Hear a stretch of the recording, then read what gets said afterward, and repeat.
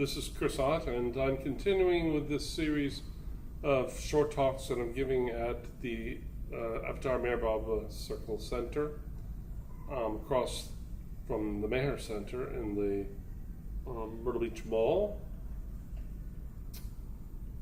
And I maybe have a friend who's going to join me later, and we'll have a bit of a conversation on the subjects that we're talking about today. The topic today is the future of the Baba world. Now, I gave a series of talks some time ago called Baba and the Future, but that was a different sense of the future. That series was on the future philosophers and what they'll think of Baba, and how I predict that they'll be interested in Baba eventually. And I gave a prophecy at some point that Baba gave that would eventually come to pass, and not very long from now. But this is about something different. This is Baba and future, meaning about the future of the Baba world. And the Baba world includes this Circle Center and the people that belong to it, and the Meher Center, and little centers all over the country and around the world. But I'm mostly thinking about in the West. And I'm going to bring up some of the issues that the Baba world faces going forward into the future, and then talk about some of the possible remedies for those. And this is kind of a big subject, so we'll see how it goes. It probably extend into more than this single talk. But my friend Ben Hay, who's going to join me, he also was born into a Baba family right here in Myrtle Beach, very associated with the Meher Center. He'll tell a little of his story. He's aware of these topics. We've talked about them before, so we'll talk about them together when he gets here, assuming that happens. He's working, so sometimes he can't break away. So before I go on, I just want to apologize for part one.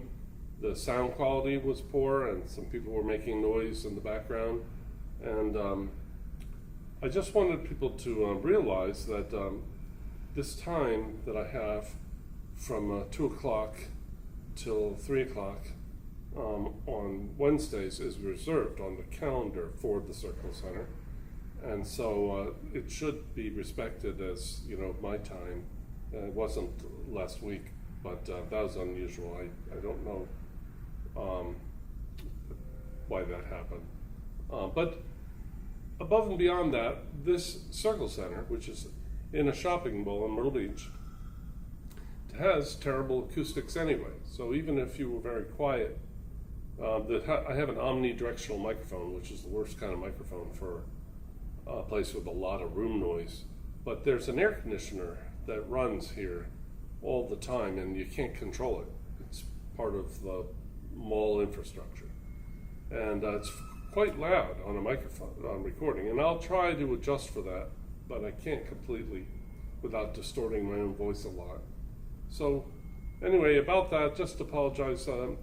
I could be I have a little studio at home with very good acoustics, but I like the idea of doing it here because eventually I'm hoping to have guests to talk about these topics that come in here. And there's a lot of couches and things here, very, very nicely set up. So let's get into this topic. As I said, it's a complicated topic. So I've got a lot of prerequisite things to talk about before we can really get into the subject. And so it's good there's no one else here right now. And I kind of timed it that way so that I could talk and set up this whole subject. It's a subject I've thought about a large part of my life, and given it a lot of thought, but it doesn't usually pertain to the topics that I usually do on my websites, which are about philosophy or Baba's teaching. This is about the demographics of the Baba movement, or what was once a movement, and it's the leftover of a once movement, really. let me first start by saying that there are about I would say 2,500 Baba followers in the United States, and much fewer in Europe, if we're talking about the West. There's quite a few actually in Australia. There's a few more in England. There's some even in New Zealand. There's a couple families, I'm pretty sure, as I remember. And there are some in Argentina, I've heard. But mostly, the United States is about it. And even there, they tend to be densely populated toward the coasts. And I'd say there's about 25 adult Baba followers. I would say a very high percentage of them are over 75 years old. And the number that is under 60 is very small. It's probably 250 people in the United States, and probably basically none in Europe, okay? So what you see is a kind of a movement that was going, and but it didn't continue. Now that's not just, there are some reasons for that, and that's what we need to talk about, because before we can talk about, would you even want to remedy that? Maybe it's good there are some positive things about this first movement just sort of fading away. And then something else one day, somebody will get interested in Baba in a different way. That's actually something I feel very good about. Like, Baba could be understood more as a philosopher himself, or interesting to philosophers, like Buddha, than the way it's been so far, which has been more like Jesus, with followers like Christians taking him as God and having pictures everywhere of him, thinking of him, singing songs to him. That's very like the Christians of the catacombs. That's what has been. So we may be a whole different take on Baba in the future. I don't know. There's no way to know. Only God knows. But let's talk about this demographic decline. Why are there 2,500 older people and about 250 people under 60? Which they call young people, literally. They have a young adult sahabas here, and it includes like 50-year-olds at the center, because a young person is a person under 60 here. I'm considered young, even though I'm over 60. They constantly tell me I'm one of the young people. So that shows to be overly dramatic. It's an extinction event that's dying out. And it's not necessarily a bad thing, because when something goes, it makes way for something in the future. And I'm always talking about the future, if anybody who follows me. So now, if you have that many old people, and that few people the age of who would be their children, understand these people didn't live lives of stoic asceticism and celibacy. They got married when they were in their 20s, in the 1970s and the 80s. They came to Baba in the 60s and 70s, and then they were very young, and then they got married, and they had children, and probably average replacement of themselves. So there should be even more young people, because when I say 2,500, I'm taking into account people who have died over the decades. So there should be about 2,500 old people and at least 2,500 young people who would be their kids. That's just a demographic fact. But that's not the case, which shows that their kids did not follow Baba. They did not, they all, you could call it rebelled, or just weren't interested, or wandered away. They had no interest in even finding out in a deep way what Baba taught. Now, there are many theories why that is. And My daughter, luckily, she's 29, and so we've had a lot of conversations about it. And Ben is about 49, and we've talked a lot about it. And different people who grew up in Baba, who are Baba followers, they have different theories why there was this attrition. And so I'm going to have to convey some of those, and if we ever get more people joining us here, they may have their own theories. Some of these theories might even shock you, but I'm going to share them anyway, just to show you how people are kind of stumped.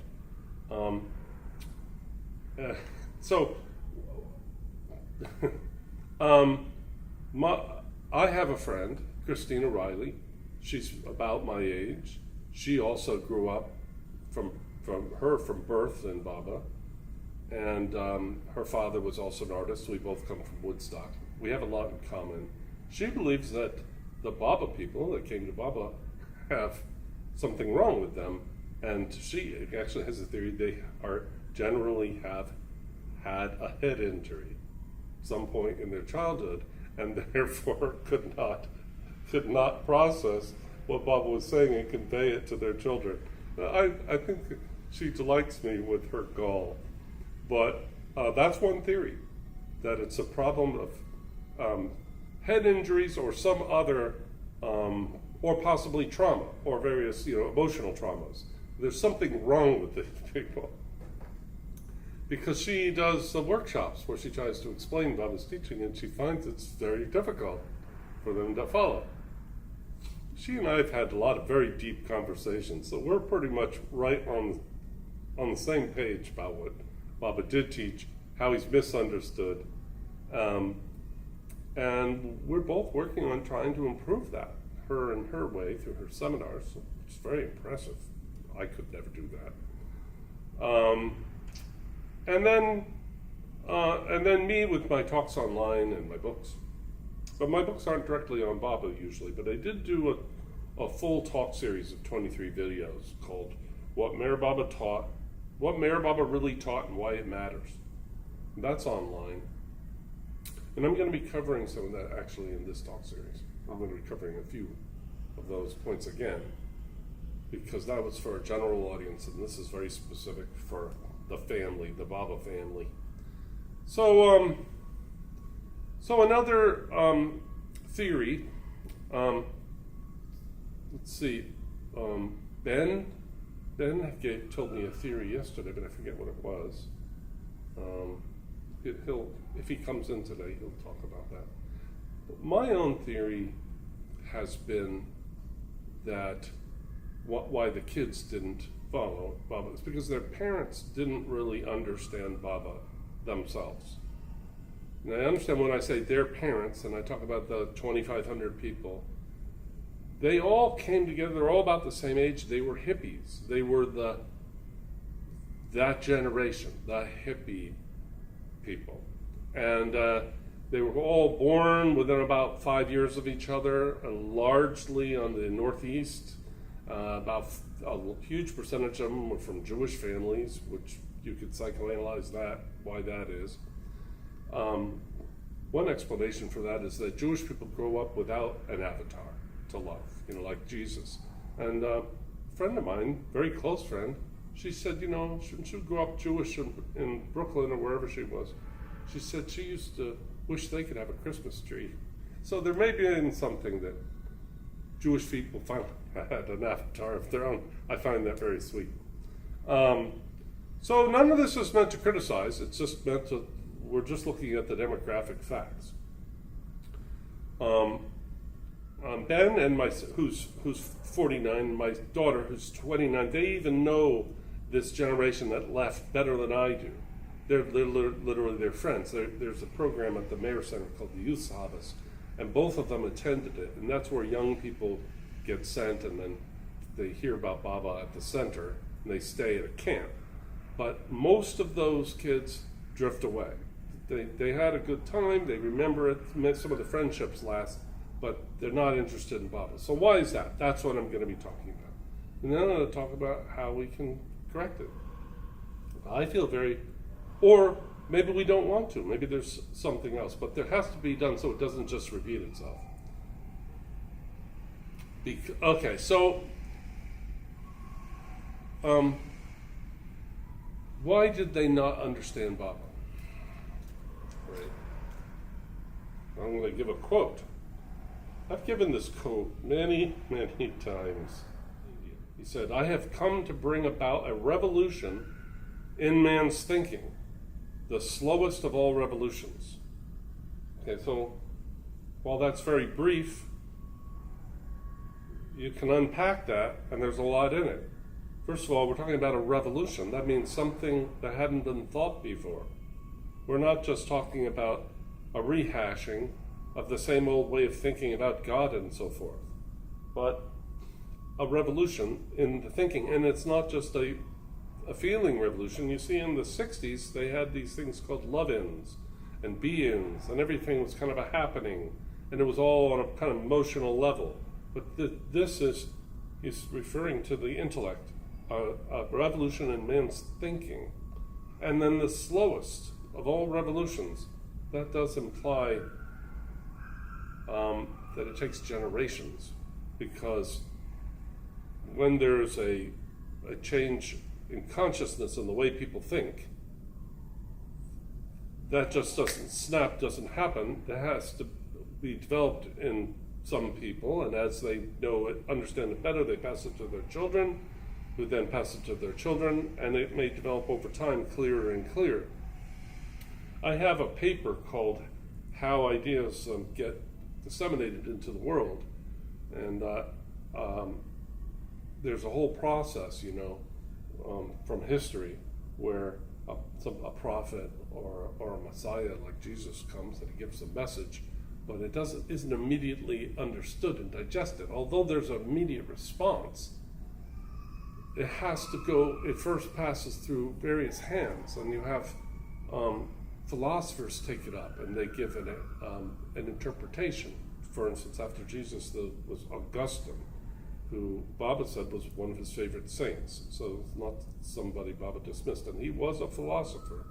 And he basically created the understanding of Christianity that we have, both in all branches, in Orthodox and in Catholic and in Protestant.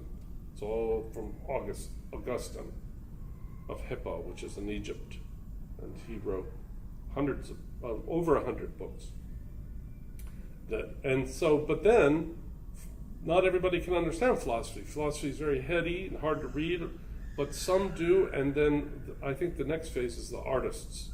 But when I say artists, I don't just mean painters, I mean poets and playwrights, and in our time, filmmakers and ballets and all kinds. Look at all the ways that the story of Jesus and his message has been conveyed to us through the arts.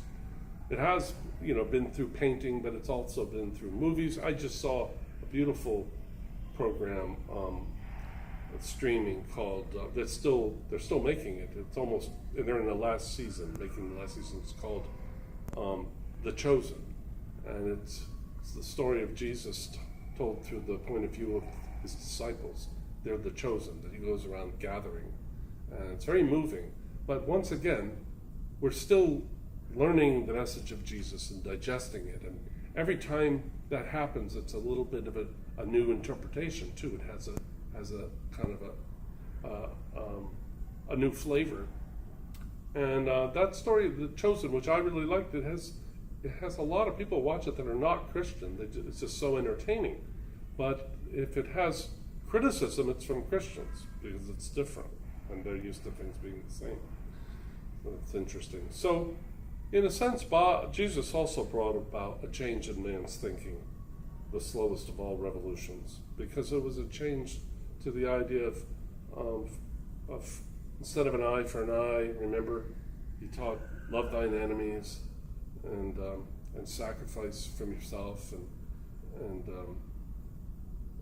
so if someone asks you to walk a mile, walk two. It's very, very challenging, dramatic teaching, and our values are very much shaped by that today in the Western world.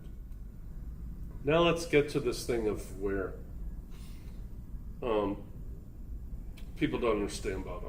First of all, if God speaks is very hard to understand. And there are other books. The Discourse is a bit easier. But they are hard, and his concepts are difficult.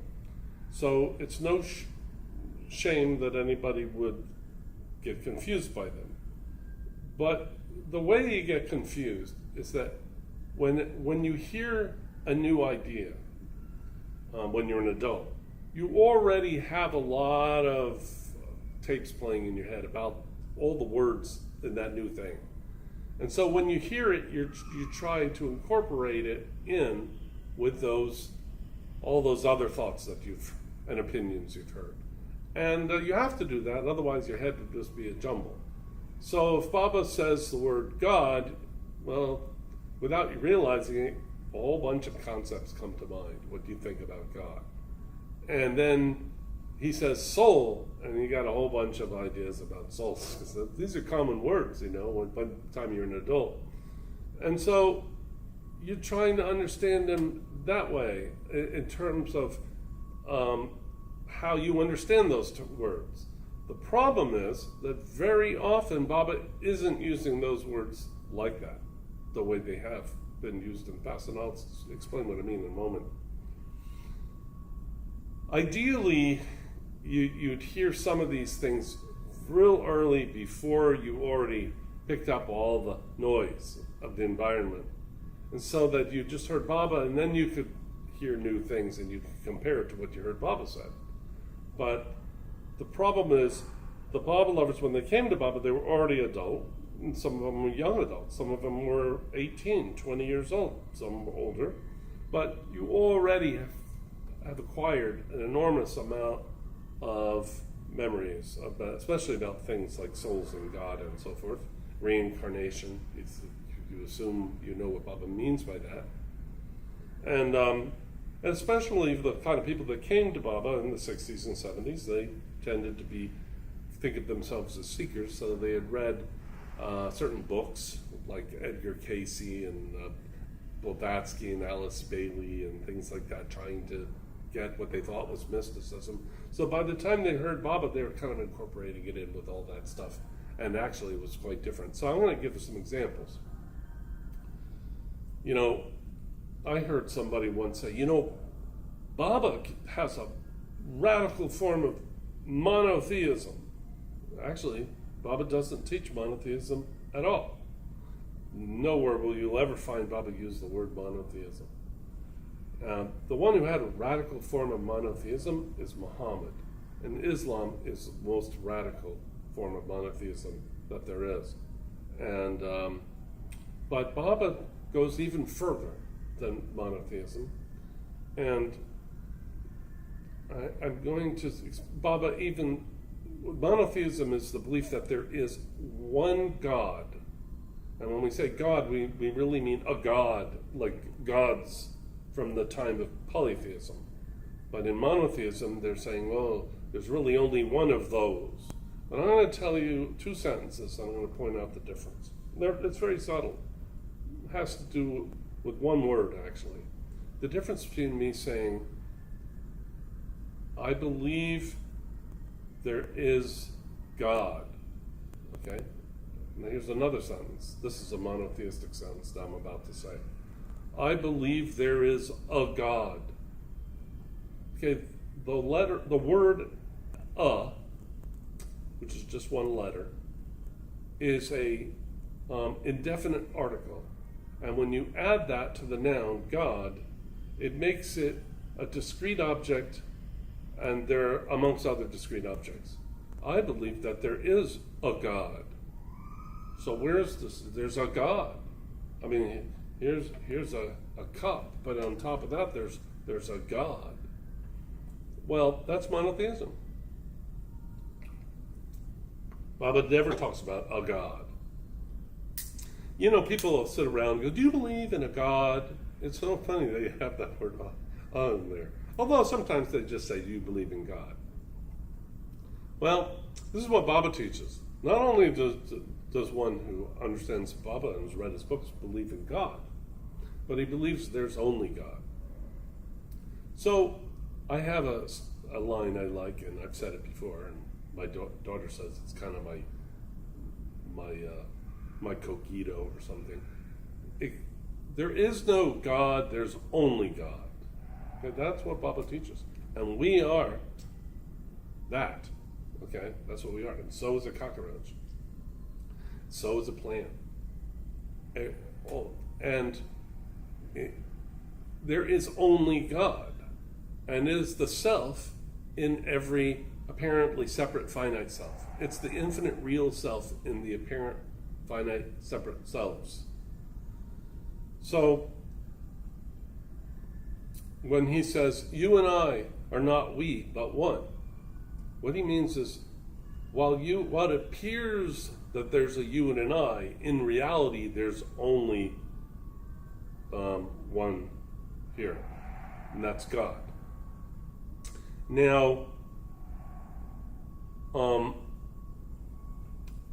let me show you another way in which you could teach Baba wrong. One would be saying Baba is a radical monotheist. No, Baba teaches something very unique, something new. I mean, I don't know any other avatar that taught there's only God. Now, you could interpret what they said as meaning that, and the mystics probably did. I'm not an expert on all the mysticism schools of all the religions, but it seems like that probably is there in them as an interpretation.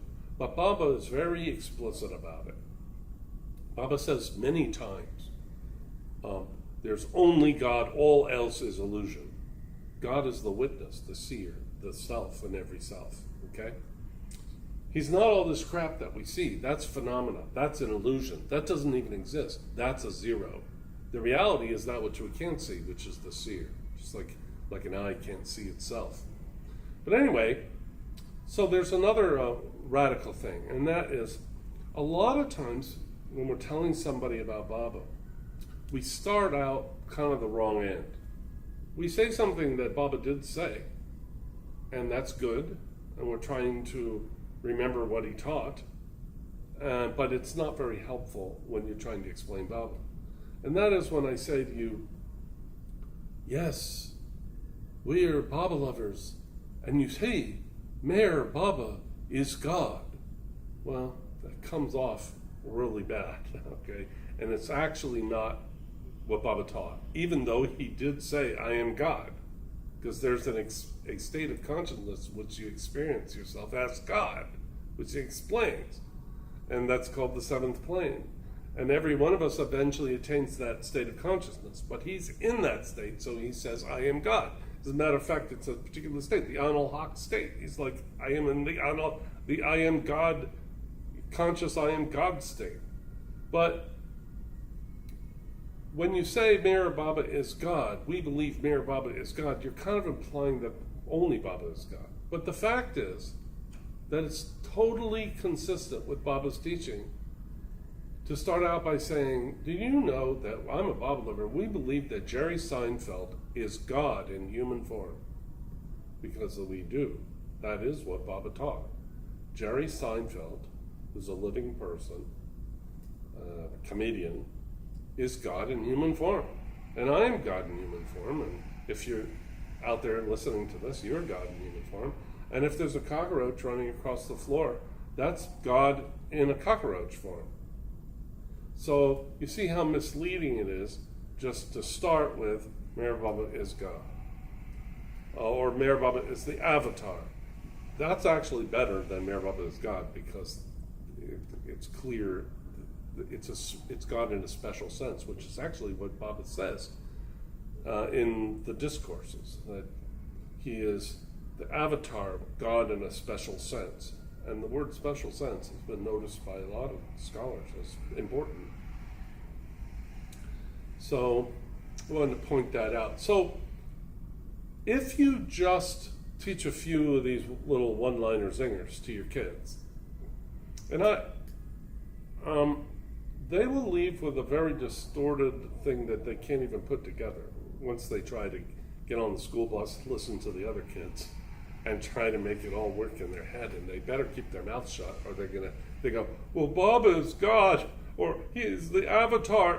It's not the best place to start, okay? Because you're going to be misinterpreted as having Asperger's, which means, well, they say it's not a real diagnosis anymore, but it's a word we still use. It means a person who doesn't get normal social cues, and so they don't know how to fit in with people. Well, that's what your kids will be like if that's all that you give them of Baba. So how can you teach them? It's all so complicated, right? No, it's actually not. And I've told it many times, but people, they don't take me seriously. It's Chris, I don't know, he's saying something, I don't know. There's a cartoon of Homer Simpson talking to his dog, and it's through the point of view of the dog, and Homer's going roar, roar, roar, roar. It's very good. I think people just sort of hear me going roar, roar, but it's really a real thing what I'm about to say, what I'm trying to get at. There is a way to teach kids about Baba, but kids weren't taught that way. Why? Because they didn't even know this about Baba. They hadn't been taught when they were little kids, and they're still trying to figure it out what Baba taught. So, first of all, most people with kids who are Baba lovers feel uncomfortable with the amount they understand Baba themselves, and so they're worried about messing it up, and they probably will. So it's kind of a justifiable concern. And inevitably, they if they do try, they probably do mess it up. But anyway, let me explain why this is a problem when you get out in the world. So let's say your kid, your dad was a Baba lover, and he was a professor, and he was very smart, and you admired him, and he told you a few things about Baba, probably a little sheepishly, because it does sound kind of silly without giving some kind of context. But anyway, you go off and you go to college, and you taking a class and it's explaining Charles Darwin, and you thought that because Baba is God, Baba must have said that he created God, the world. Because didn't God make the world? That's sort of the main reason they even invented God, isn't it? To have an explanation for the world. Well, you can look into that. That actually, there's a case for that. So, but Baba didn't say that. And Baba has a different account for how the world got here. But you thought he believed that Baba made the world. So you're sitting there in your Darwin class, and you go, wow, this really makes a lot of sense about the natural selection. Oh, I'm so embarrassed. So you don't even tell anybody, but you've left, okay?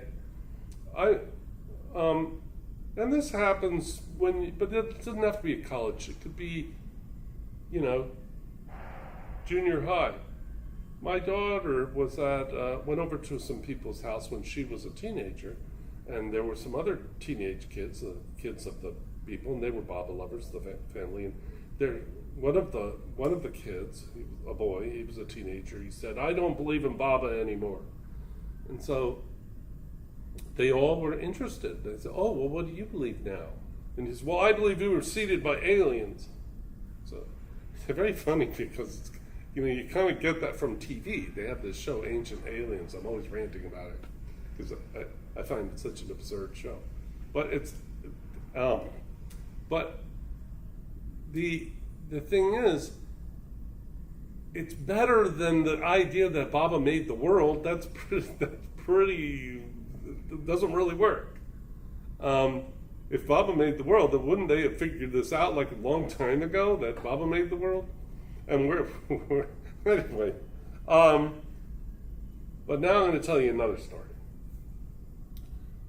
When my daughter was very young, and I've told this several times, I'm going to tell it again, forgive me.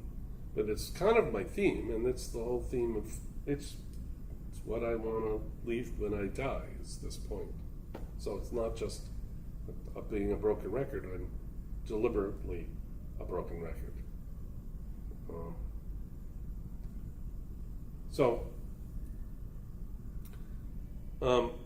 Well, it was a story my father told me. I told that in the part one. When I was a little boy, my father told me the story of, in the beginning, God was asleep, and then God woke and he said, "Who am I?"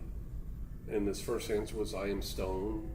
And they said, no, I'm not stone, who am I? And then his answer was, I'm a tree, and this, and then it was, I'm a fish, I'm a bird, I'm a mammal.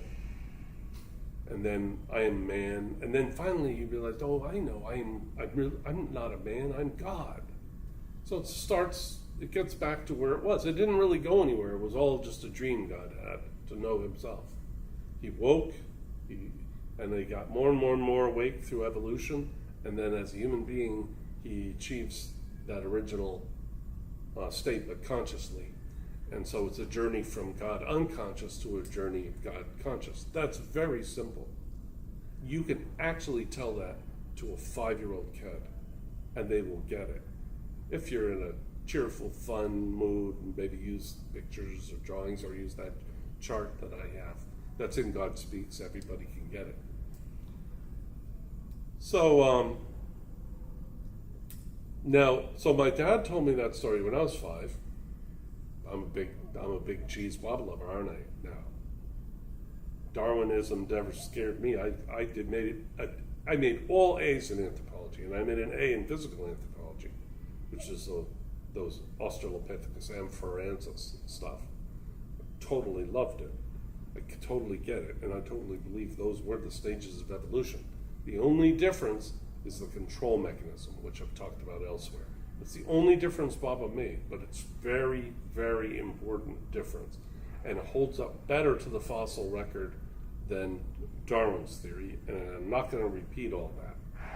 But you go in with that understanding of that story into a college class of chemistry and all the sciences and physics, and you will not fall apart. You will not feel embarrassed. You don't have to tell your teacher anything. You can be cool. But I want to tell another story that's the counterpart to the boy who said he left Baba, and he was like 13 or something, and now he believes that we were seeded by the aliens. Okay, my daughter, I told the same story that my father told me when she was 5, and 6, and 7, and 8, because I had a chart over the couch. And we would go, hey, you want to do the chart? We would pull down the chart, and we would have fun doing it because we turned it into kind of a board game. And anyway, she had that thing down. So when she was graduating high school, she just had always wanted to go to New York, and she always wanted to go to college. I told her to be a hair beautician, to get a degree in cosmetology, and she started crying, and I was like, oh, I'm sorry, you do what you want. So we sent her to, you don't need to know that whole story. She went to Brooklyn College, and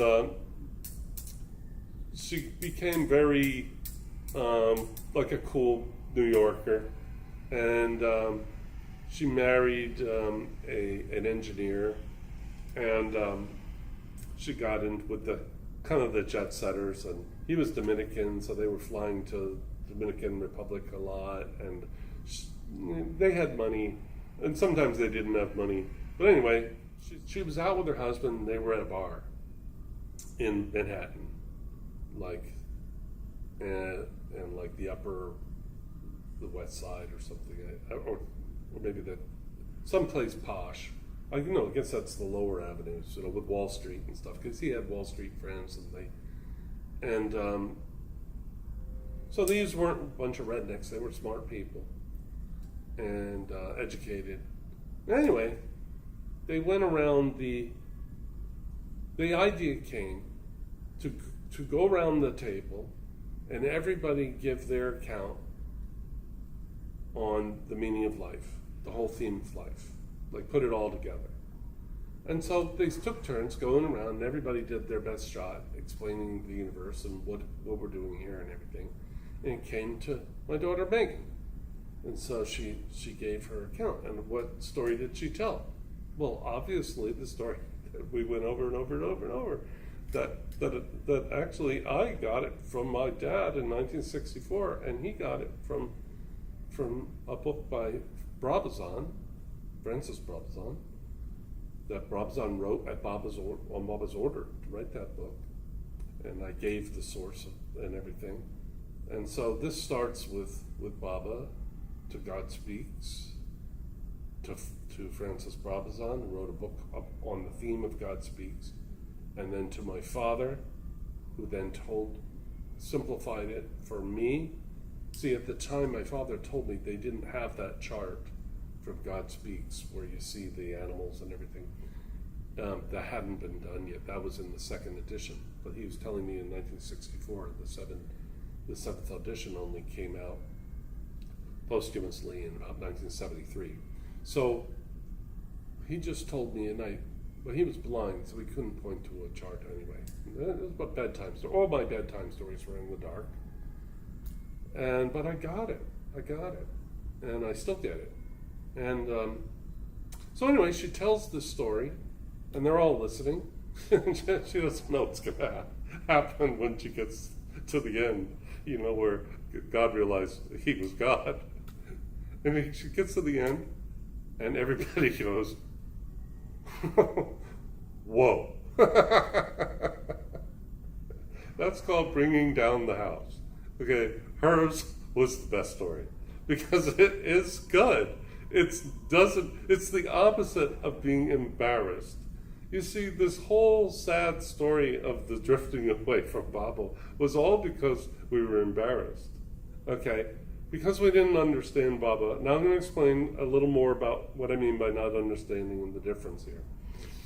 But because we didn't understand Baba, we were kind of embarrassed to tell our kids. And then when we told our kids, then they left and they were kind of embarrassed to say what they thought.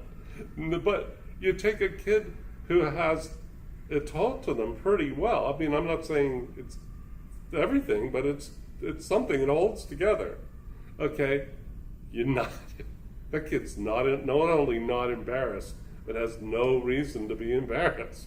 They would be silly to run around talking about God and stuff all the time. People think they're insane. But if it comes up in a bar and everybody's going around the table telling the theme of life, then give it your best shot. Tell them to, fire with both barrels and see what happens, because it's not silly. I did tell this story once to a person, Rick Mobbs. Megan knows who that is if she ever watches this video. And when I was done, he said, is that a metaphor? And I was always disappointed. Other people have thought that, is this a metaphor? No, it's not a metaphor. It's a literal story that God woke up. This universe is more like the metaphor, like the myth that we live in, the dream. But that is literal. God literally exists. This sort of half just exists apparently, so you have to qualify its existence. Okay, so let me say something about that story now. Why that story conveys Baba's teaching better than even a longer, more complicated account of Baba's teaching. You see, Baba didn't actually teach that you're a soul thing and that you leave a corpse when it dies and then you float and you look kind of like in the Tibetan Book of the Dead, and then you find parents and then you go into the womb. That's not what he taught. That you'll find that in a lot of teachings. That the soul is like a little lizard that leaves the corpse and it finds a new body and it kind of invades that and lives inside there, and I've got a soul inside my body. That's not Baba's teaching. This is going to freak some people out, but it's the same thing I was saying about God. Your soul is God. There's only one soul. The difference, the separate souls, I mean, Baba talks about souls. That's how I think it's all souls is the first word in God Speaks, the first phrase. But like the second sentence says, all souls are one. There really is only one soul. All souls are the oversoul. There's not a bunch of souls. The sense that you have of being an individual self, which you could call your soul, your identity, is something that is produced by the impressions that you gather over evolution and reincarnation. And those form in you a concept of Chris Ott. Chris is the guy who lives up the hill a ways in Briarcliff West in that apartment, and Chris is the one who used to be married to so-and-so, and I am Chris, okay? I identify with all those impressions and all those memories. That's me. But really, it's God who, through those impressions, takes himself to be all that. But really, God is God. There's only God. So there's really only one self. And Baba refers to it as the self with a capital S. So every individual self, apparently separate, is really the self with a capital S. So the self with a capital S is the self that abides in every smaller self with a small s. So when I tell the story of God, originally was unconscious, and then he was asleep, and then he woke and wanted to know who he was, because what is there? There's only him exists, okay? But he's looking for himself, for his identity. So Baba phrases that as the original question, who am I? And that's resonating through the universe constantly. Who am I? Who am I? And so God first thinks he's a stone, but God imagines himself as a stone, and then he thinks he's a plant, and imagines himself as every kind of plant. But notice that God's not going anywhere. He's not going into the plant. He's imagining being the plant. And this is a very critical and important difference. This is a subjective experience by who? God. Okay? The dreamer, the witness, the one self. And that one self, over and over, it experiences himself passing through this journey.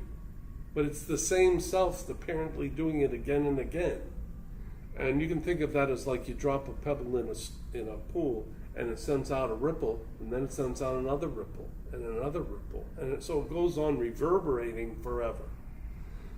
And Baba gives the analogy of the mischievous chicken. And this is where the first soul that went looking for itself, and when we say soul, it is the oversoul, but it experiences itself as an individual soul.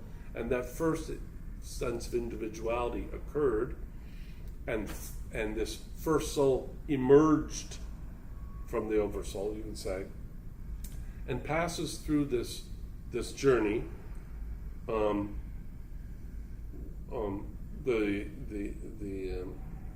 constant stream of life, Baba calls it, and eventually answers the question, I am God.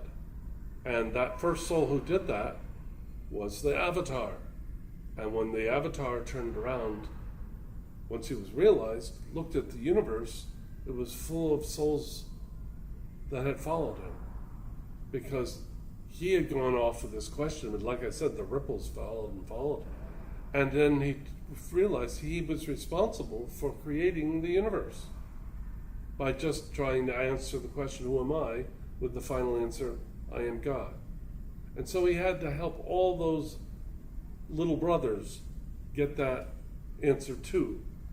And it happened. So this is an eternal sort of repercussion of that original desire of God to know himself.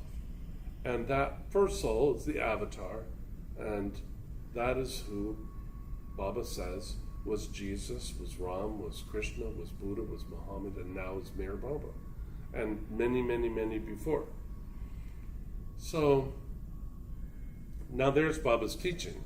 But the difference here is that I didn't have to say all that, what I just said, to a kid.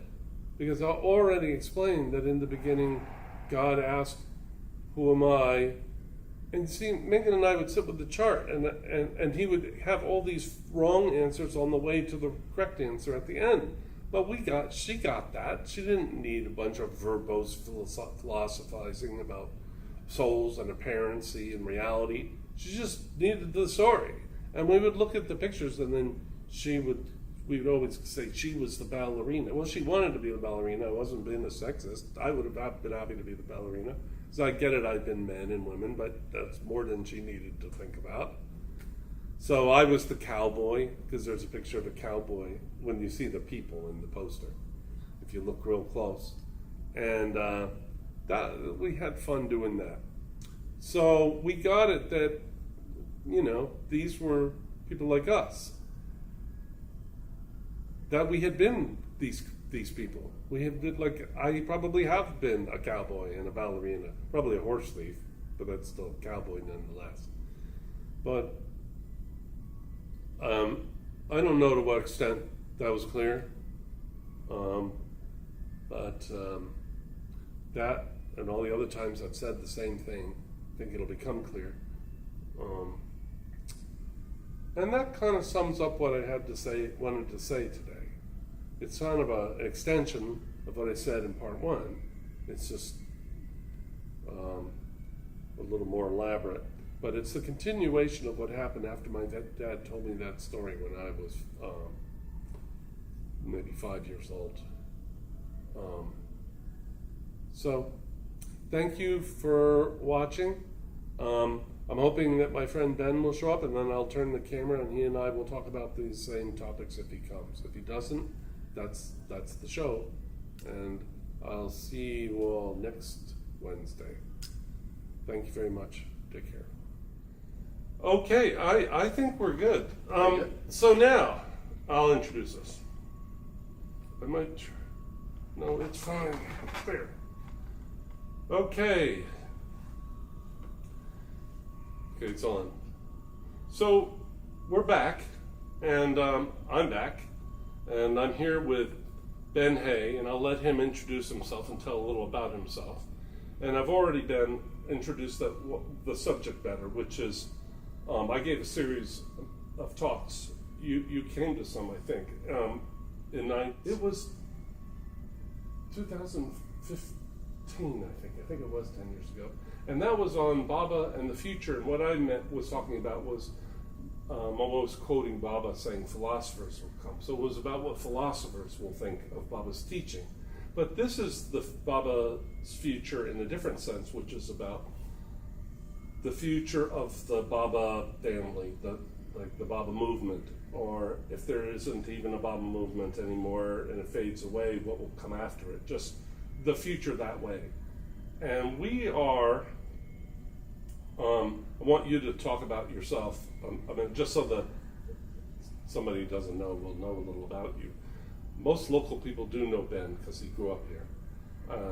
But we are really good examples of the Baba family. Yes. Okay. Well, thank you, Chris. Thank you for having me here today. Always a pleasure to be with you, and it's always an honor to be on one of your productions and your works. You've done fantastic work over the years. I'm a huge fan of you personally, and I love the work that you do as well. For those out there that haven't watched Chris before, I think he's one of the most sincere artists in the Baba world, kind of talking about his experience, talking about Meher Baba, sort of touching on aspects that oftentimes don't get much attention. So thank you. I just want to share that with you. My name is Benjamin Hay. You guys should know who I am. If you don't, then you have a problem. So, no, just kidding. You go ahead and say who your dad was. Yeah. Because I talked about my dad in in part one. So my father was Marshall Hay. Many of you know Marshall Hay as well. He, unfortunately he's no longer with us, but he was, a very active Baba lover, an old timer, and very involved, of course, the early days of the center. And I think he was one of the very first of that generation I'm always talking about. Yes. That showed up in 1967. 66. In fact, he came in 66. And I talk about them as a hippie generation, but you say he wouldn't have identified exactly that way. Although most people would think of him that way, right? Yeah. In what way was he not part of the hippie movement? So my father, was sort of, you know, like a lot of Baba lovers of that generation, and this is something that's quite interesting. You know, he lost his father at a relatively early age, and you know, when he was, I think, just going into college, I want to say. So, you know, he was definitely. My father was, you know, very bright. He had gotten a scholarship to Princeton, and I want to say he scored almost perfect on his SATs. But he got into a little trouble before the year started and lost that, and essentially got kicked out of Princeton. And ended up, the only school that would take him was University of North Carolina at Chapel Hill, and that was because that's where he was from. You know, he was from North Carolina originally, and so. His grandmother still lived there. He was able to claim residency there, and so he went to school there. And of course, you know, in hindsight, it was all Bob was doing. But he was not a hippie as much as he was, I guess. He got into drugs, but he was not into the hippie scene. This would have been early on. This would have been like 63, 64. Well, the hippie scene kind of got started in '67 in the Summer of Love. Yeah, like that component of it. So he was more of a beatnik, and then of course,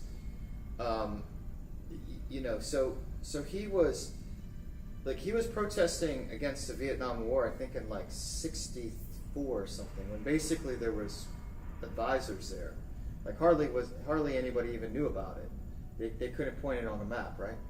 So he was sort of an early adapter to that, but he went through that phase relatively early on, and you know, he had also gotten his drug thing out of the way fairly early on as well, and ended up back here in Myrtle Beach where my grandmother was living, and then she, you know, Marshall had sort of gone through his drug experience, had that experience down in Mexico, got quite ill, ended up here back in Myrtle Beach, and had a job up the road at Hardee's in downtown Myrtle Beach, and that's where he, of course, heard about Mayor Baba, and then ended up at the center the next day.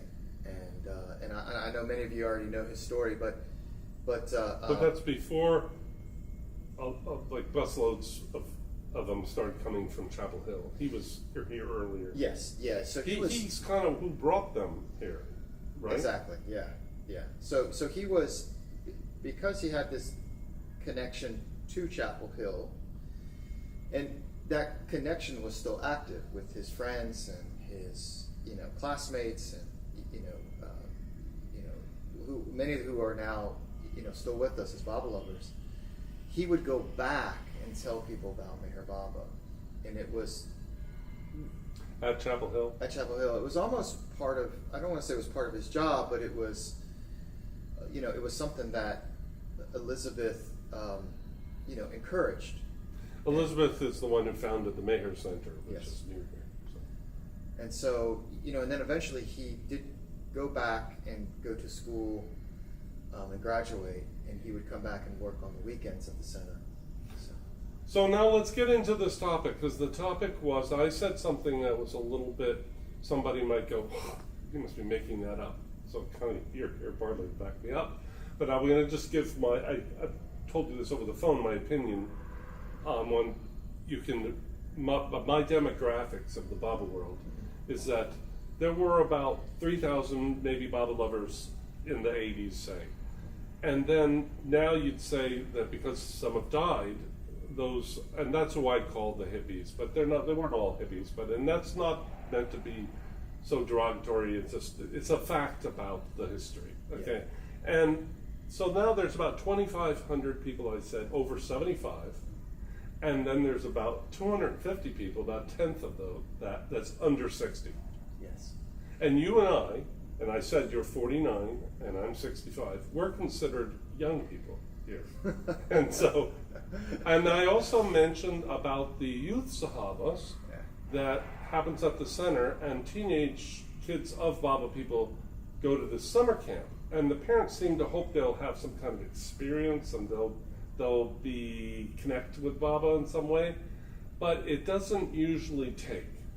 And so I've said, now, if you had 3,000 people about the same age, I said they're all within about 5 years of each other, that first wave, and they weren't celibate, they got married in the 70s and 80s, they should have about replaced their population. So there really should be about 3,000 young people, like in their 30s and 40s today, but there aren't. So the question is, well, what I wanted to say is they didn't stick. They just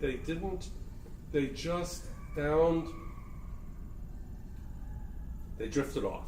And that happens in churches too. That happens in Christian churches, and they talk about it there too, they say. And then I brought up the idea of there are theories for this. I said that different friends of mine have different theories.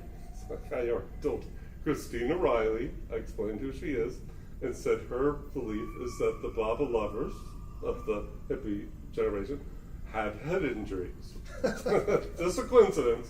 And so they couldn't understand Baba, and so obviously their kids, they couldn't explain it to them. And the other possibility, it wasn't head injuries, it was severe emotional trauma from something. There you go. I think I think you were telling me something like that last night. Yes. And then my theory was it could have been explained better, but I don't, and then I talked about that, and I went through how I think it could have been explained, but if you tell your kid, one of my things was like, tell your kid Baba is God and he made the world, and then put him on a school bus, at like 10 years old. He's not going to stay a Baba lover because they're going to beat the crap out of him if he opens his mouth. It's not going to go over well. Yeah. And so my theory is how Baba was taught. So let's first of all, I need you to give me some verification for the audience, because it doesn't sound believable. What do you think of my 250 people under 60? You might be spot on. I don't know if there's been what we'd call a census in the Baba world, and I think one of the challenges is, this is something that we've discussed as well, how would you do a census? Because a lot of people don't agree what a Baba lover is. A lot of people, and or even if there is such a thing. Yes. So, but I think maybe most people could agree in that, people that are what we'd call active participants within the Baba world, what does that constitute? Maybe, coming to a center or some center once every few years, or, I don't know. I mean, but you might not be far off, is what I'm saying. Okay. I mean, I've had this discussion with my daughter, who's 29. I said that before. And she said, no, Dad, it's 4. And then she even tried to count. Yeah. And it came kind of like to what I'm saying. Yeah. You might be accurate. I mean, I think, look, and you've experienced this too, Chris. Yeah. Anytime you're going to live essentially either on or right next to a Baba Center, whether you're in India or whether you're here in Myrtle Beach or somewhere else, which, is a draw for lots of people, you've seen so many people come and you've seen so many people go over the years. And you've seen people show up with a bang, and it's amazing. You never hear from them again. Yeah. A lot of them that stayed, though, of that initial group. Yes. I mean, I can even name some of the people that left. Yes. But of the young, it's hard for me to even name people that didn't. I want to address something I forgot to address before in my little section. There's a thing that when you bring up this subject with some Baba lovers that are older, like the 75-year-old main, the mean average, their kids usually, very often, didn't continue to follow Baba, and I think they're embarrassed about that a little. Yes. They think you're going to judge them. So they say this, they go, what is a Baba lover? Yeah. Now, that's actually not not real sophistication. It's a rhetorical question. It's supposed to make the point that there's no such thing, or we don't know. And it's kind of like me saying to you, you say, I heard that you might be a pedophile. And I go, what is a pedophile? That kind of implies I'm a pedophile. Yeah. Okay. Because I'm defensive. Yeah. So there's a new thing. I only recently noticed it. It's part of AI.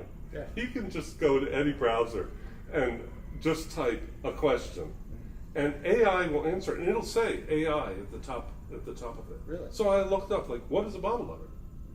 Because, like a pedophile, I look it up, and that's somebody that messes with children inappropriately, and that'll be easy to prove that they're BSing me. Yeah. Because I can look this up, and it says I like this one. There's a few different answers depending on which browser you use and how you ask the question. But it says here, Baba is the name of a well-known spiritual leader, Meher Baba, and a Baba lover would be someone who follows his teachings and way of life. Pretty good. That's a pretty good definition. Yeah, I like that a lot. Yeah. I've never used AI, not once. No, neither. Just for this, because I needed to have a definition. Yeah. I just wanted to prove it. It's not impossible to define what a Baba. I watched too many science fiction movies in the 70s and the 80s to actually. I have a fear of using AI now. It's going to take me a while to get over it. So I'm a little ashamed that I just did that, because normally I do give lectures about AI. Yeah. That No, but I think for clarification, because, I think it's good. We've talked a lot about what normal is, right? So I think there's, establishing a little bit of a baseline there, like that a word. common understanding. Right. Yeah, it can be helpful sometimes. Like, Yeah. if your kid just can't stand Baba, Yeah. they're probably not a Baba They lover. might not be a Bible lover.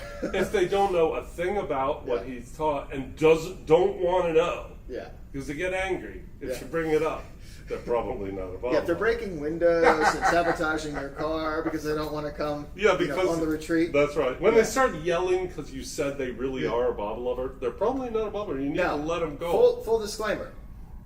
Baba works in amazing ways, and there's a possibility they could be repressed Baba lovers. be repressed Baba lovers and become Baba lovers. Well, there's this. But I wouldn't put money on it. There's this thing that some of these analysts we Yeah. listen to, because we're both into geopolitics a lot. Yeah. They say that there's this. It's actually a line from Full Metal Jacket.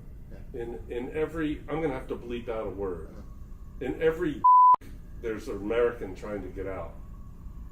It's the idea that. Yeah, of course, they just want to be Americans. And Yeah. just need to be So my liberated, yeah. kid is really a Baba lover, but he Yeah. just doesn't know it. Yeah. It's kind of like the Viet Cong. Yeah, something is very baby boomerish about that. I don't know what, but I don't know. yeah. Okay. Well. Yeah, but So- I think you make a point, and I think what the point is, and again, I can maybe use my example to pull from a little bit. Is me and my wife and my two children are the only Oh yeah. married family here in Myrtle Beach, Yeah. This is where it gets personal. and so Literally, the only nuclear family with children in Myrtle Beach. yes, we're all involved, right? Married couple with Yes. children.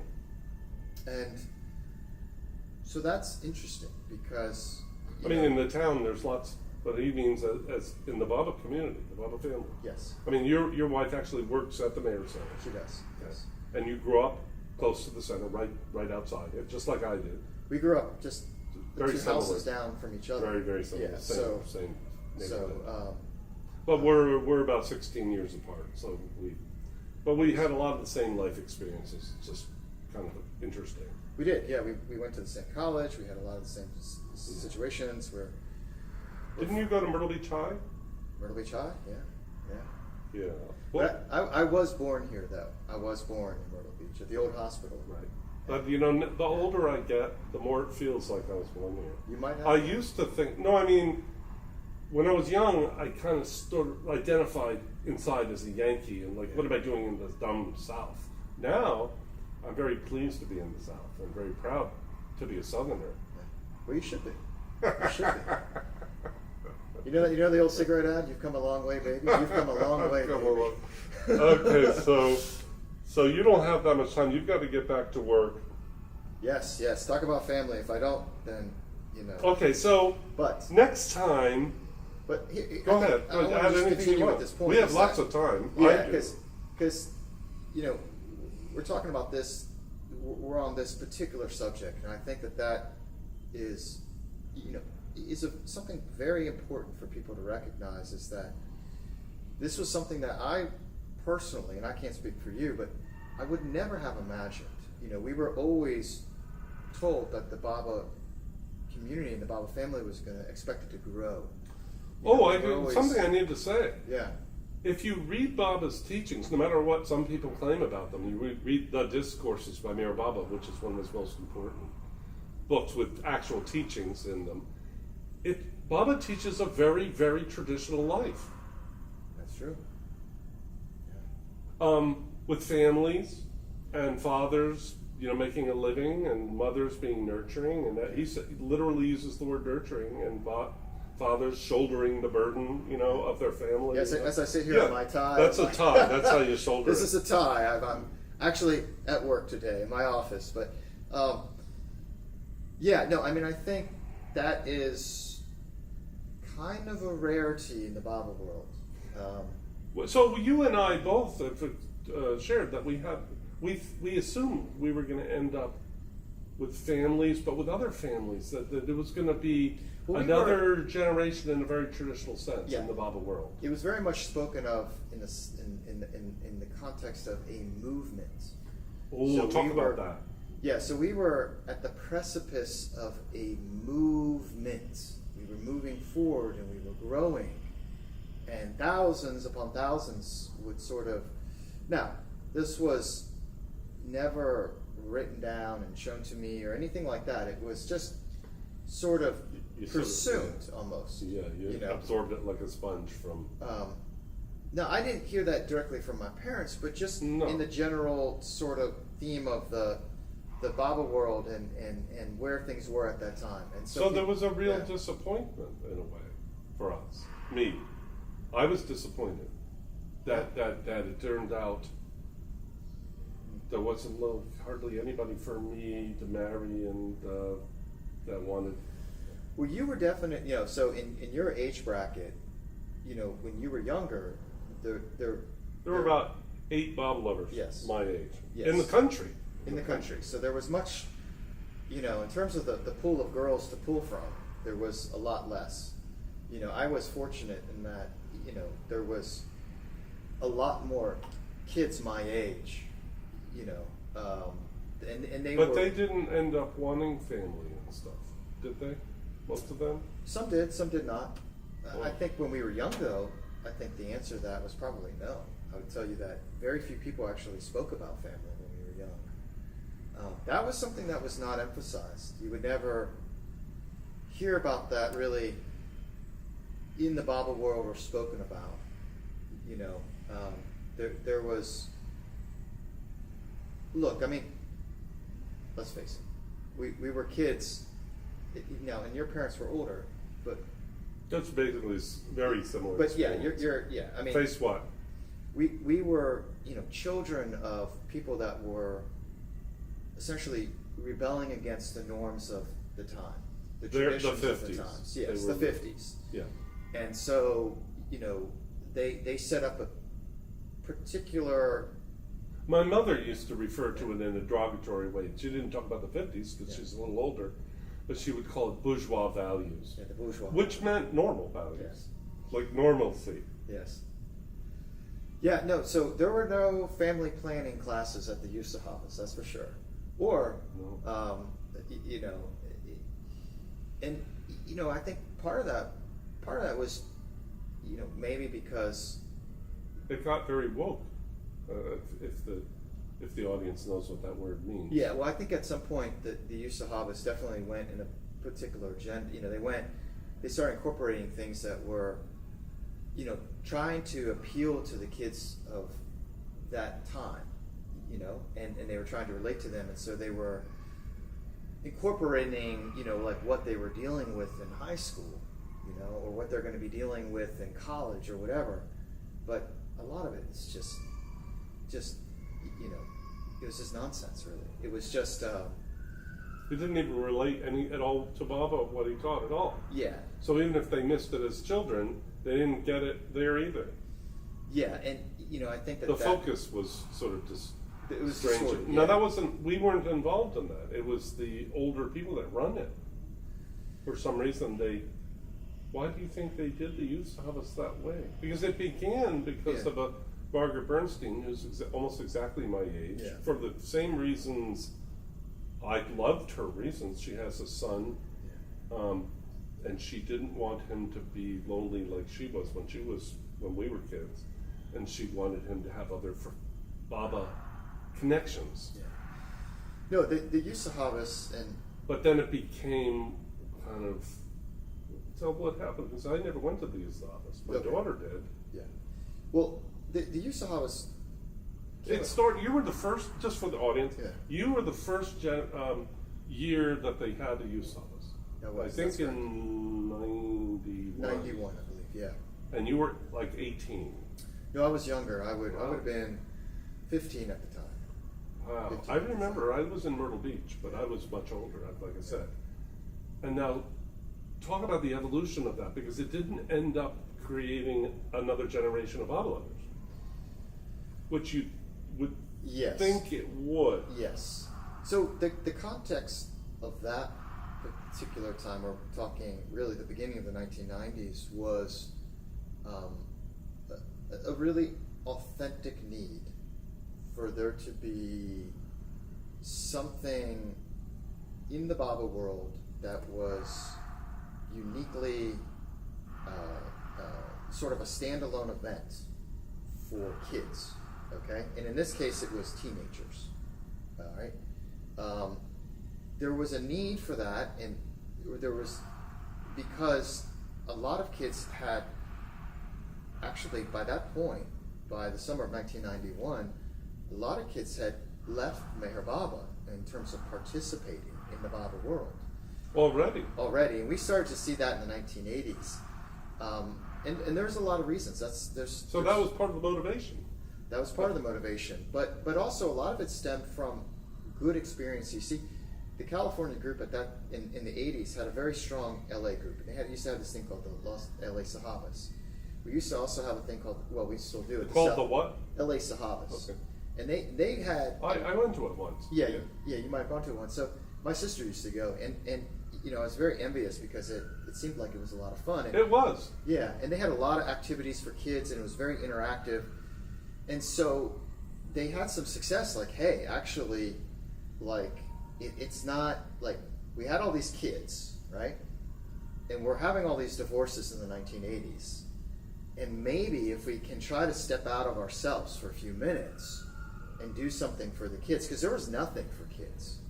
I mean, you remember how it was. It was like, and part of that wasn't bad. Like, my experience of... It wasn't all bad. My experience of going and participating in the Bible world when I was young was participating almost solely in what would be called adult events, right? So that talks in Mandalay Hall or movies or so forth. But there was almost nothing just for children. There's a few things Jane would do every once in a while when we were kids, or Kitty, or And something we've like talked that. about the fact that Christian churches always have tons of stuff for kids. Always. That's Yes. the big draw, and that's why people even go to church often. Yes. For their kids. In today's day, churches refer to themselves as a church family. So you're a family. So you play the role of a family. If you need their services, you call upon them. If you need their guidance, you go to a pastor and get counseling. If your marriage is on the rocks, there's a series of support services which are built into the institution of the church, which are there to keep people, hopefully in a healthy way, and then directed their energy towards the divine, right? So, we didn't have a lot of that in the Bible world, and then when the Mandalay passed away, we didn't have really any of it. And so, when I was always a little envious of that, of Christians. yes, That they have that expression, families that pray together, stay together. Yes. And it was like, oh, that sounds really neat. yes, yeah, and so when then of course you had the rash of divorces, which became very trendy in the 1980s. You had the rise of feminism, of course, in the 70s, which led to a lot of these divorces in the 1980s. You had, a lot of other sort of social issues that were playing themselves out. And, there was a really authentic need for Baba kids to be in the company of other Baba kids.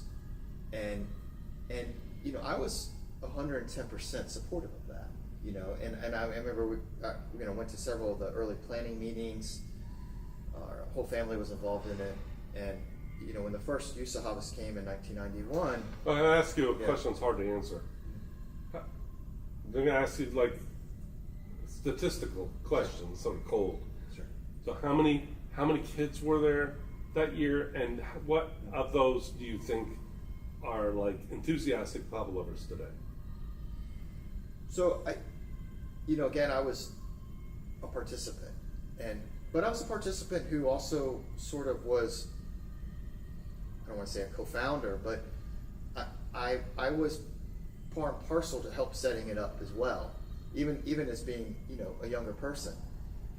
And so I recall, and maybe I'm off, but I want to say something like 80 That's campers, what I thought. something There were like about that. 80 Yeah. campers. And then in the years following, the word got out, and I want to say over the course of the next decade, the number swelled from 80 to maybe 120 or something like that. I mean, it was in a phase Megan, of my growing. daughter, was Yeah. chomping at the bit to go. Yeah. For years, it was pain. It was awful to watch. She went, "Oh, I'm still not old enough. I can't Yeah. go." Well, maybe She went. She did like 5 years because you go several years and then you can be a helper. Yes. And I think one of the takeaways from your daughter is why start something when they're 14 years old? Why not have something before? Because Yeah, that was a little sad. that was a little sad. Why? Because she went to a Girl Scout Yeah. camp when she was about like 11. Yeah. And she came home and she said that was the most fun she ever had in her whole. It was all girls. Yeah. It was the Girl Scouts, Yeah. but there were older Girl Scouts that sort of and they camped outside by a fire. She said it was the best time, with campfire stories, and I don't know, I wasn't there, but yeah. Well, and so I think that number grew, and at some point, I want to say I went from 19. I mean, do you know a bunch of those kids anymore? Oh yeah, I do. So, are they? See, quite a few of them probably are Baba lovers today because they live in Asheville. I think you've told me. Yeah, there's a number of them that live in Asheville, but live all over the world, but predominantly in the United States, I would say, and I think, but what happens, Chris, and as you're well aware, is people disappear, right? So you don't. I told the story that they hear Baba's God. Yeah.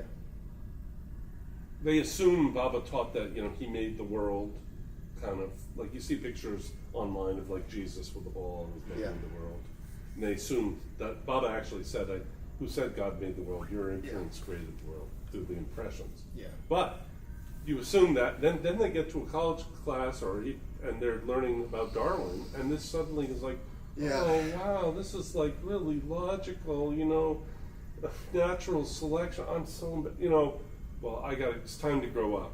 I got to leave behind that silly.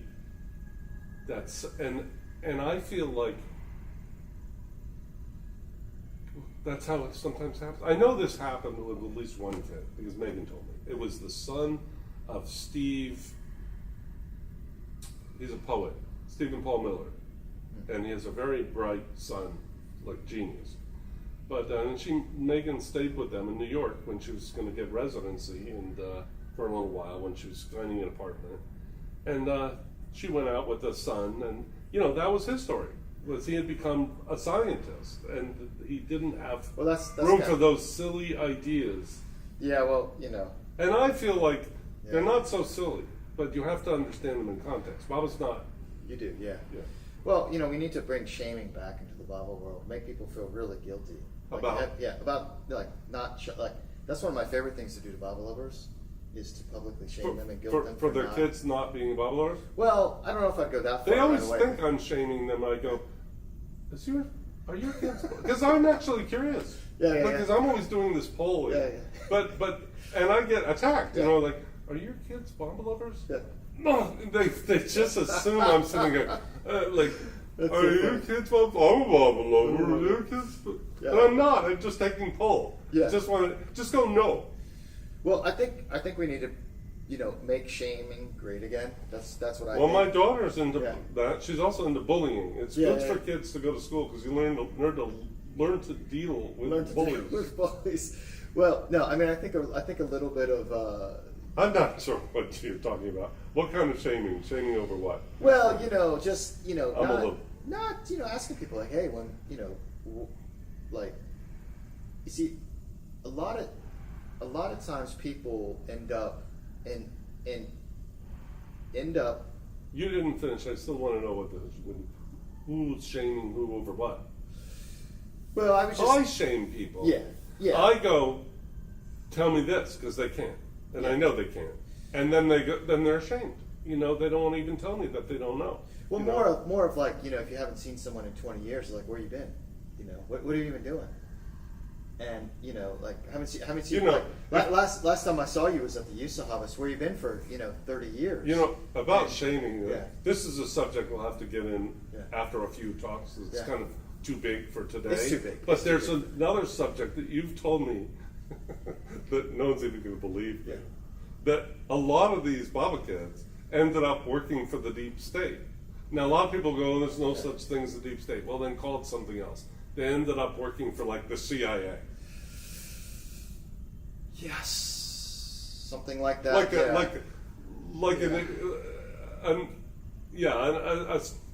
A very large, unnatural percentage.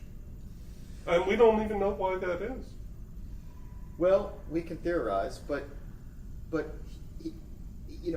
drifting. Maybe the CIA it's in the book. Like, if any Baba lover kids, let them right in. Yeah, you got to recruit, They end up- them out of the Psychology 101 class, I right? don't know.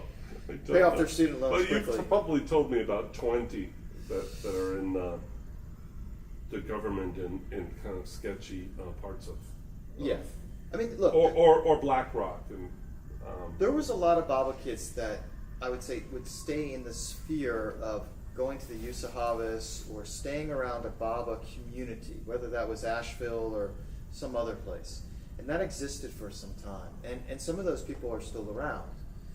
But a lot of them drifted away. And some of that was because, they married someone who wasn't a Baba lover. And, let's be frank. That's one of the easiest ways to drift away from something. Absolutely. And it's hard. It's hard. I mean, you I knew guys, even baby boomers, that they would marry a Christian woman and that's it. Because Yeah, either it she was says- much easier to just go with her. You're not getting laid tonight, honey. Unless Yeah, you just it wasn't going to work. Yeah. nick this whole Baba thing. Yeah. No, they nicked it pretty quick. Yeah, no, wait, they went with the coitus over God. Yeah. Well, so there's that, and then there's just the practicality. You start having kids, and people are busy with their lives and this and that, and so all of a sudden you have to justify taking the kids Yeah, I away have from. to accept that. Most people don't find Baba as interesting as I do. Yeah. And as appealing as I do. Yeah. So I think, well, maybe somebody didn't explain it to them right. And I might be right to some extent. But there's all kinds of reasons. Well, that's part of it. That is definitely part of it. And There's different personalities. there's different personalities. There's But it is a little weird. Like, Yeah. why isn't it? We can even talk about why this might not even be bad. well, I think you have to. That in this sort of clean before you build a house, you have to clear the lot. And this is sort of creating a whole new ground to build something else around Baba. Because I'm always talking about the future. So how can I both be talking about the future and yet have this seemingly very pessimistic view of the Baba movement? Because I don't think they're inconsistent. So I just think that what was kind of needs to pass on. It was kind of like the Summer of Love kind of Baba. Boy, wouldn't that be nice? The love-ins. The love-ins, yeah. Well, we've had enough of those. We also wanted in our agenda, because we've talked about these things a lot together. Let's talk about normal, the return of normal. Well, let me share this with Okay. you. So I don't know if you've seen the Tom Riley painting, of holding on to Baba on the rowboat, right? And as in the storm and the waves, right? Yeah. So Like that. I look at like there's the title of the book, "Stay with God," right? So or at the end of the prayer, holding on to Baba's Dhamma until the very end. To me, it's like you're physically holding on, and maybe these kids are getting a very naive understanding of the world in which they live in, because really all that is true. You have to hold on for dear life, right? Because I think so. It's what I think there's a real good reason to hold on to God. Absolutely. And so, and hold on to normal. Normalcy. Yeah. We'll have to spend a whole talk just on normalcy. Normalcy, so on one level, I think it was, and I think it might even still be, kind of the definition of what it means to be sane. You start to try to stay in the spectrum of normal. And as weird as it sounds today, a family like you going to work with two boys with normal names like Sam and Henry, that they're not exotic names. Everything about that's all normal. But a lot of people go, no, what is normal? There's no such thing as normal. No, there really is such thing as normal. Because I was a house painter and I worked in Arkansas for 16 years. And I did Pella windows, which were very expensive. And I would go and work for the retired lawyers and the doctors. And they all were the same. There really is a normal. They have a wife and they have grandkids. And the dad has a den. You need to get a den if you buy a house. When you buy a house. Well, a big house, the big McMansion. Yeah, and the den, all the furniture has to be brown. And you have to also have a moose hat on the wall. Well, fortunately, that's normal. I'm the inheritor of all these, old Civil War relics and antiques. By the way, the viewer might think I'm joking. Yeah. I am joking about the moose hat. Yeah. Go on, but the antiques, tell me. Oh no, I just I have lots of old brown. They're very out of fashion. Where are they? I have them stored in different places. Oh, okay. But yeah, so through my family line, once we had a plantation essentially, but some of those still exist, and they're antique now, and so they're really old and they're brown and they're beautiful, and they're not popular in this day and age, but we've been able to hold on to them. So yeah, they'll have a nice home. But my question to you is, Chris, talk about normal. Do you have tattoos? No. Okay. I don't have any tattoos, and I noticed you don't. I And do your not wife have does tattoos. not. Yes. Yes. And your wife is how old? That's impolite to ask. Give me a rough age. I think she's 13 or 14. Your wife. Come on. No, she's tattoo age. Yeah. My wife is in her. She's like in her 30s. Yeah, her late 30s. Yeah. Okay. Women in their 30s Yeah. all have tattoos. Well, fortunately, see, I didn't marry an American girl. But I don't think it's normal. Yeah. No, I. Oh yeah, you married a Hindu woman. I married a woman from India. Yeah. So she's not. She's a Baba lover though. She's a Baba. Yes. Her father met Baba, right? Her father lived with Baba, Okay. actually. Yeah, at the trust. I mean, to some extent when Baba was Oh, there. So. let me just brag for a minute. I know this is disjointed, Uh-huh. but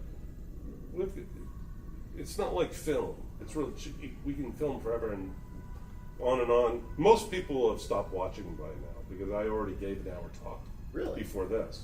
But I'm going to play the whole thing as one. I'm going to do I'd be very disappointed if people stop listening to us. Well, maybe I'll make a separate part too, so they'll jump into it. But I just wanted to brag about you. I've already told them about my dad, okay, who met Baba, which I'm proud of, and it's kind of special. Kind of makes me a little bit of a celebrity. Like there's Baba pages about me. You do come from an old, prominent Baba family. Exactly, yeah, and it's very normal. Yes, and I'm in Lord Meher, the biography of yes. Meher Baba. Now, you, not only was your father really kind of the first to come to the center of the younger generation that's now 75, and I'm always repeating that. Yeah. Your sister married Baba's nephew, or his nephew's son, but what do you call that? What's a son of a nephew? Great nephew. It's great. Yeah. You are married. Wait, you are in Baba's family, or you are related to Baba by blood. Yes. Yeah. I mean, you have a blood half sister who's married to a great nephew of Meher Baba, who's related to Baba by blood. yes. So, It's a little bit like this, but So my it's sister, still yeah. you are in the Baba, and your wife is related not to Baba, but to someone who lived with Baba.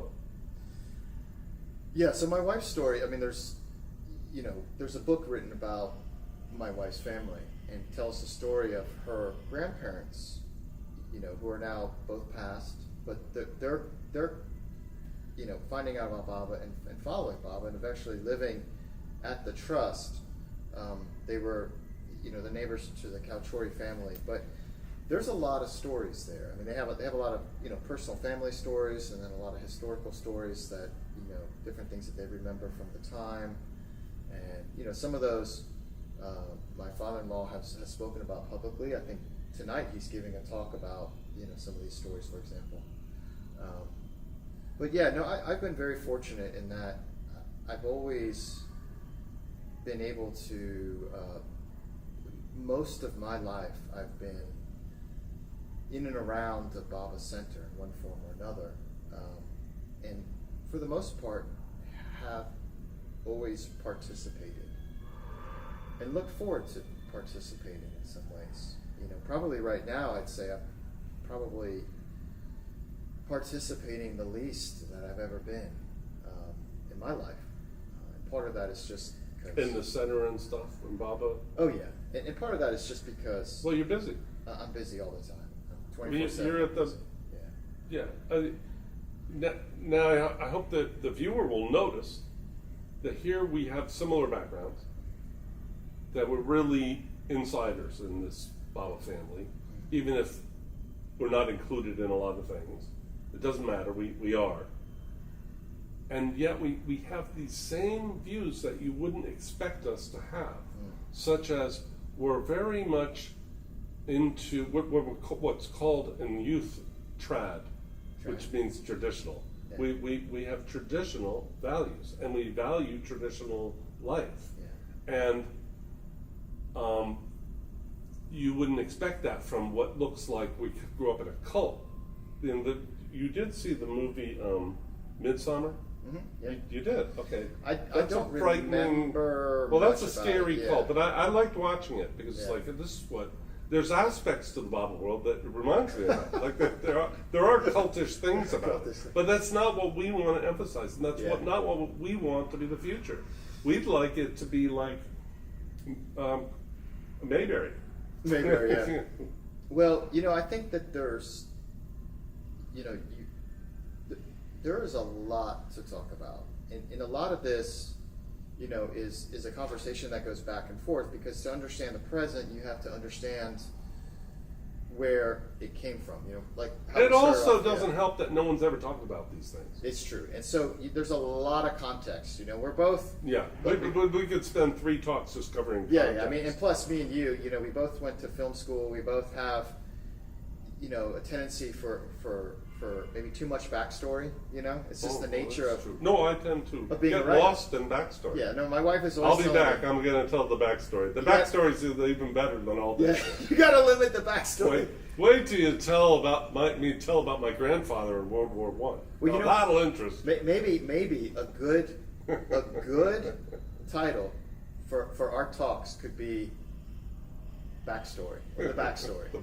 The backstory. So, but there's a lot to talk about because you touched on like, just for example, where a lot of these young Bible kids are today. A lot of them find themselves working at the forefront of the sort of the destruction-based aspect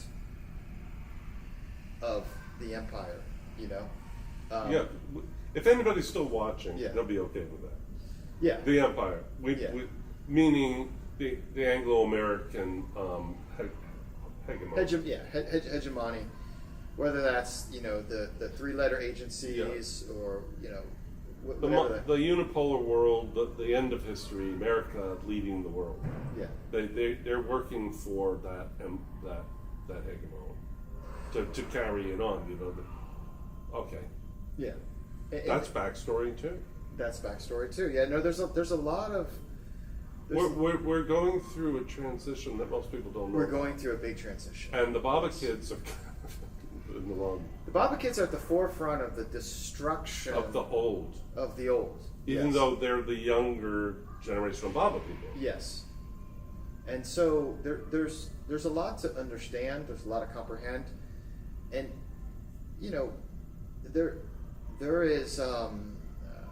The number of Baba lovers that have worked like in the White House and stuff. I could name several. Yes. Greg Butler's daughter was in the White House. And you've told me about people. Was she the one in Clinton's office at that? No, that's Monica Lewinsky. Oh. She wasn't a Baba lover. But You sure she didn't go to the USA office? So, yes. So there's a lot to discuss. look, this is a lot. Yeah. I'm glad you came. I'm going to cut it off now. Okay. And I hope you are good with this because I am. And nothing. I might kind of cover over that one word I said about from Full Metal Jacket because I noticed somebody did. You want to stop the filming real quick? Yeah. No. I'm going to stop for this evening because Okay. it's going to be so long. Because I have also this.